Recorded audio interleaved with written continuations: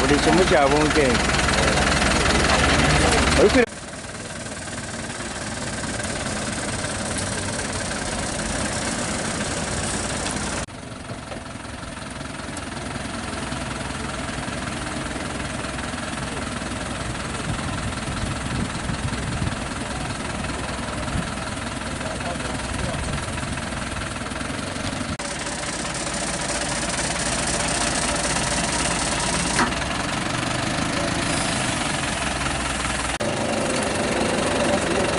Ai. Ovo na kasa tuka polisi ndio uko manzili. Ndio uko funadeni. Wako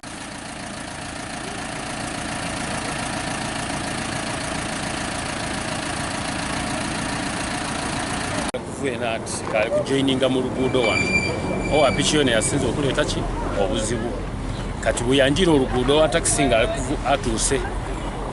Asale aide kusaidi kule yabanga alina kwagana ni trailer ate wa trailer yena kwikirira yabanga control emobuze nokusigala nga akabenje kanu kagwirewo kyobe ntegeire ku accident kubanga kikolebwako nga ekitongole kya yunula kitutaasemu kuba obubenje obuli kuidanga bubaawo buli kuva ku speed aye nga tawuni yaife yebugiri okuvira kuna luberero okuyiga paka wano we na wagwira accident hamp sediro tiditumala chetu betu lukusaba ni wakati wene mutauni bujiri nga municipality gaza ku hamps kakanga kuwa motoka baleta bulete bwa motoka speed jatandikire ko kubanga avire mu parking jamalikiza ngabita mutauni bujiri kati lukusaba nga abali wabakulembeze bakitemu ku amani batufuniye ku engeri babenga bakendeza kuku obubenje obwo nebintu ebibanga biziza ku emorokedo ba speed imbitire ku mutauni yes doze yange ngomuntu and benga asaba government yongera okubanga yongeza kuki oluguudo luno kuba emotoka edirukozesa edisinga emotoka azitonderere whereby waliwo akaserengeto kanene ate buli omwaida nga ali kuki nga ali kupesiye aye singa oluguudo luno lubenga lunene nga sobola okuba nga lubisatisi emotoka ange ina owundi nga bali ku overtakinga owundi yaba ni wasobola okulaki okwenigira cyane be kirungi cyane be ku safe aisa no buti omuntu ni bwaba ali kubisa bamukwenigiriza ekitegeeza nti owo okusatu mateeka baba ino okulaki kurashinga wala bakomengeza nga bakoza accident okubanga kikolebwa obubende buno okubanga bukendera okusinzira ku biriwo kubanga waneno wakali bitana ku isatu okusinzira ku kabenda kandi akali kakabaawo nga kabeera mu area yene aye nganze okubona okwange kuyinza okuba kiva ku luguudo okuba lufunda ate luguudo luno lufunda aye lubisa motokani nenderere so kyembeire nsaba teba waliwo kwengeri government yeyinza okuyambako oluguudo luno abenga balugaziyamuku kuba obubende tufuna bungi no mweri yenu okusingira ala wanene obubende buli kubitangeri yawo obulawo ku hampo wanga buzi bayitira obuzi omuntu wa babirido banobona laga baire obubende bulalo wa ngira kuba mfunda oba kubula mu hampo setwenze government abantu tuyamba kuki kumbero tineyo abantu kuli kufirwa ino abantu tigane bujirigano ematoka da o watulera ya bali kutasawe owepiki so ebintu byalema ekyana kyakutukaku owa taxi ya tomere ekyana kyatulera so obanga olino omuntu ogwidinga atambwire kuku idagano kwidwaliro idumuboneko abantu bali muno bangi obanga olino omuntu bidagano obona amana nizema ngende bit ngani muvuzi wa boda ubira kato kusawanga 3:30 ezekiro twafunye information nga wali accident egudde Lwaba, which is about 1.5 kilometers okuva ku dwaliro. Etimu yaffe yagenzeyo ne ambulances nga tuyambibwako ne wele wishers abakosa taxi zaabwe okuleeta abantu abo mu dwaliro okufuna service. Abantu ababadde involved babadde 18, abantu 10 bafiiridde ku sport then 8 baleeteddwa mu ddwaliro muno, naye ku 8 abasatu bafudde nga bakatuuka. Then ku 5 basigadde twabawadde first aid, abana ne tubasindika ejjinja, era tuli in touch ne Jinja Hospital, Jinja Regional Referral Hospital, bakyali balamu balikolebwako. Eddwaliro lyaffe nga Bugiri twasigazizza omu driver wa trailer tali mu mbeera mbi, era tulinze akoleyo test ntono, teyeraliikiriza ssaawa yonna tuba tumusiibula.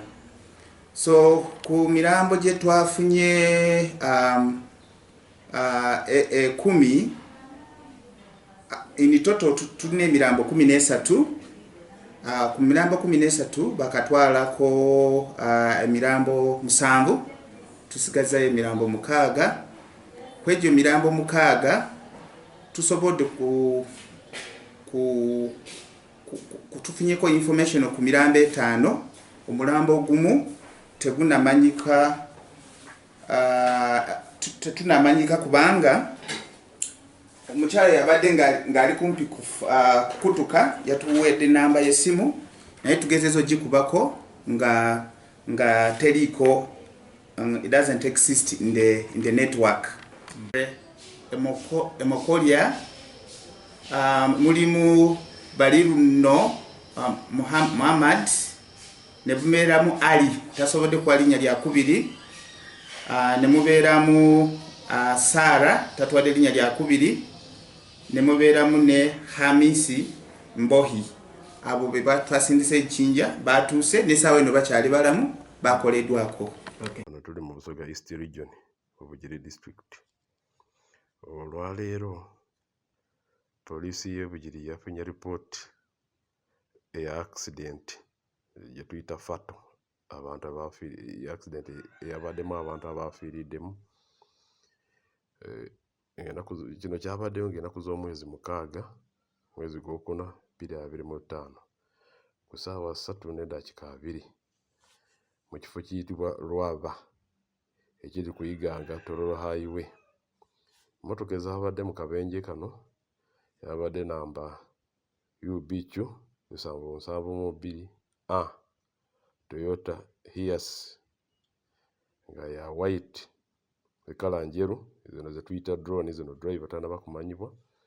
Eyokubiri yabadde namba KBM 175S ng'esika trailer namba Z 3M6 Mercedes Benz. Eno yo yabadde myufu mu kkala ne driver naye tanaba kumanyibwa. Epiki eyabaddemu mu kabenje kano naye tenaba kumanyibwa kubanga teyabaddewo awo ku siini wenyini. Akabenje we kabaddewo tetumanya ani yaggyewo epiki eyo. Abalumiziddwa babadde 6, bonna batwaliddwa mu Bugiri Hospital. Driver w'emmotoka eno trailer naye alabika y'omu ku abo abatwaliddwa mu ddwaliro. Eno trailer Mercedes Benz eno. Naye wabaddewo emirambo 2 egy'abakazi abakulu, bo bafiiriddewo mbulaga wenyini awo ku siini ya accident. N'abalala 10 ababadde mu Kamunye nabo bafiiridde ku sport. Kamunye eno ekyaleese obuzibu, container yagenze n'eva ku trailer. Owa trailer bwe yawuguddemu nga yeewala okutomera ba boda. Container n'egye simatuka ku trailer n'ekuba taxi. Abantu ababadde mu taxi abasinga bafiiriddewo, abantu 10 bafiiriddemu mu taxi eyo. Kigambibwa nti nga nnaku z'omwezi 6 olunaku lwajo mwezi gw'okuna 2025 ssaawa 3:2 wano accident yabadde mu kifo kye bayita Lwava ekiri ku Iganga Tororo Highway.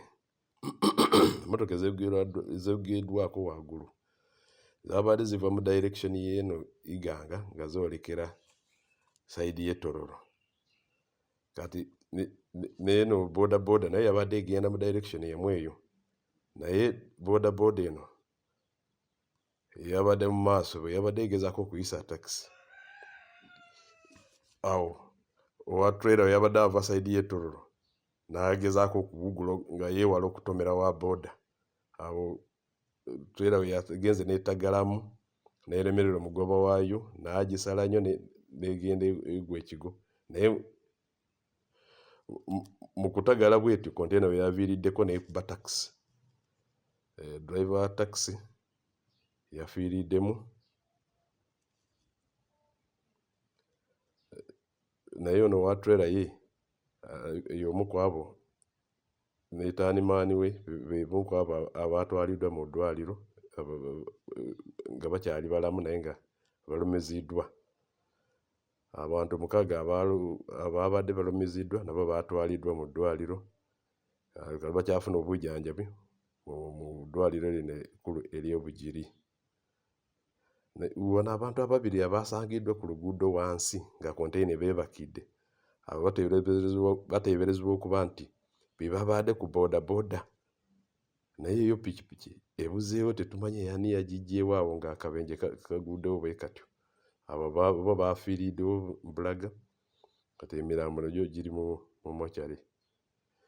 Abantu abaafiiriddewo, omuwendo gw'abantu bonna abaafiiriddewo nga kabenje kakoleddwa babadde bantu 12. Gy'emirambo 12 egiri mu ggwanika kati nga we njogerera wano giri mu ggwanika wano Bugiri Hospital. Eno eggulu likuleeteddwa SP Kafayo Michael, mwogezi wa poliisi mu Bendo lya Busoga East.